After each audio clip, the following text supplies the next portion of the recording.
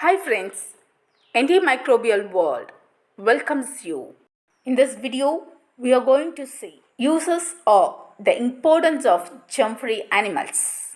The germ-free animals is reared in the presence of one or more known microbial species to determine the effect of those species on growth and development of the animal or on various physiological processes.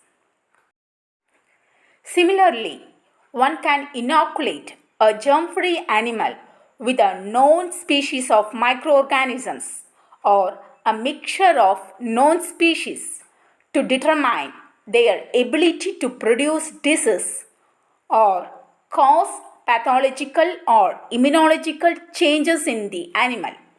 So we can say gnotobiotic techniques have been used to assess the effect of particular species of microorganisms on a host. For example, gnotobiotic techniques have helped to elucidate the role of bacteria in causation of dental caries. Thus, the gnotobiotic animal is potentially a valuable tool for investigating any suspected interaction between the host and its associated microflora or between different components of that flora. Germ-free animals are used in research involving various fields like toxicology, pollution control, autoimmune disorders, drug metabolism, genetic expression, vaccine tests, etc.